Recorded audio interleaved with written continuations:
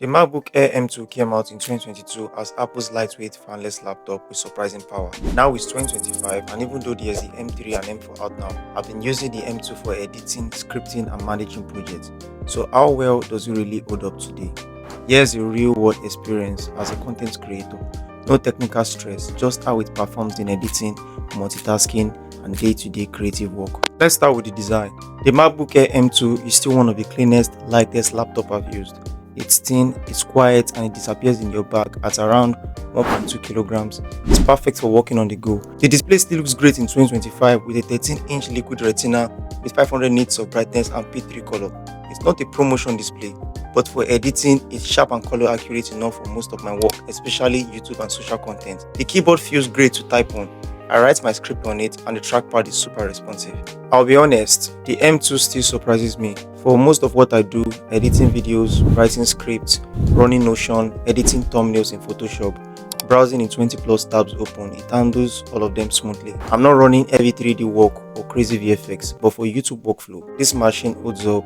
It can lag slightly when things are stacked up, like Final Cut running with Chrome and Photoshop at the same time, but it never crashes. If you are used to juggling creative tasks, the M2 handles it better than any Windows laptop I've used in this price range. Let's talk editing, because this is where I really tested the M2. I mostly use Final Cut Pro and it runs great for my kind of workflow. If I push it with multiple 4K layers, it starts to warm up, and yes, it slows down a little bit, but it never fully crashes or breaks the flow. I usually plug it into an external monitor when editing, and it helps with the heat and space.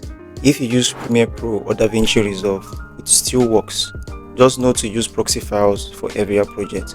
For short form video edits, YouTube edits or Reels is more than enough, but for long form 4K work, I've learned to keep things optimized. Battery life has been solid even in 2025. On light days, writing, emails and basic editing, I still get around 14 hours.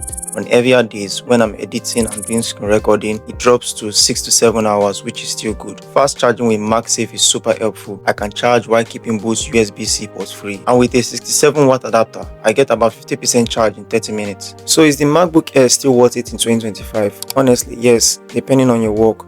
If you're a content creator working with YouTube, podcast edits, thumbnails, documents and basic editing, it's still a great tool. Here's what I recommend to get. Get the 16GB RAM version, not the 8GB. Use an external SSD for editing. Plug into a monitor if you do a lot of creative works. It really helps with performance and posture. But if you're handling big timelines, 4K multicam or high-end motion graphics, the M3 or M4 chip give you a better headroom, better thermal control and faster export speed. For me, the MacBook Air has stayed consistent, light, reliable and capable, especially paired with the right tools. I don't recommend using it for Hollywood type editing, but for YouTube and content creation, it still gets the job done in 2025. Let me know in the comments if you have questions about how it's compared to the M3 or M4, or if you're trying to choose the right laptop for your workflow. Thanks for watching. Don't forget to like, share and subscribe, and I'll see you in the next one.